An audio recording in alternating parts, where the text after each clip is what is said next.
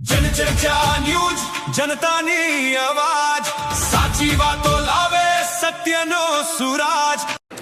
અમદાવાદના સરખેજ વિસ્તારમાં આજે સમાજ સેવા અને શિક્ષણ ક્ષેત્રે નોંધપાત્ર યોગદાન આપનાર માનનીય શ્રી અર્જુનદાદા ગોહેલનો 88મો જન્મદિન હર્ષોલ્લાસ સાથે ઉજવવામાં આવ્યો હતો।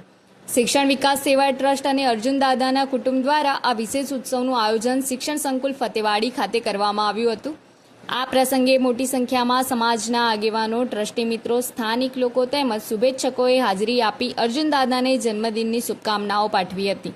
કાર્યક્રમના પ્રમુખ તરીકે વેજલપુર વિસ્તારના ધારાસભ્ય માનનીય શ્રી અમિતભાઈ ઠાકર સાહેબ અને કેન્સર રિહેબિલિટેશન સેવાઓ સાથે જોડાયેલા કોકોનટ વેલનેસ ફાઉન્ડેશન તરફથી મયુરી સોની પણ ઉપસ્થિત રહ્યા હતા। કાર્યક્રમ દરમિયાન અર્જુનદાદાના જીવન પ્રવાસ, સમાજ માટે કરેલી નિસ્વાર્થ સેવા અને ખાસ કરીને દલિત સમાજના બાળકો શિક્ષણ ક્ષેત્રે આગળ વધે તે માટે કરેલા પ્રયત્નોને વિશેષ રીતે યાદ કરવામાં આવ્યા હતા।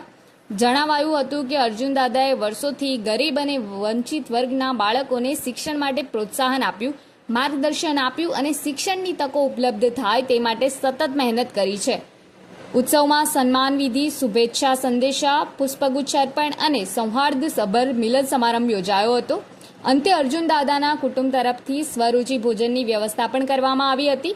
કુલ મળીને અર્જુનદાદાનો 88મો જન્મદિન માત્ર ઉજવણી નહીં પરંતુ શિક્ષણ, સમાજ અપલિફ્ટમેન્ટ અને પ્રેરણાનો સંદેશ આપતો યાદગાર પ્રસંગ બની ગયો છે।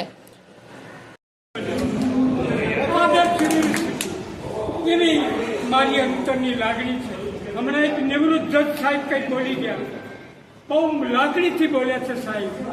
આવા મહાપુરુષો હજુ જીવતા છે, એ બધાની બુદ્ધિનો ઉપયોગ આપણે કરવો જોઈએ અને એક યુનિવર્સિટી આપણે બનાવીશું।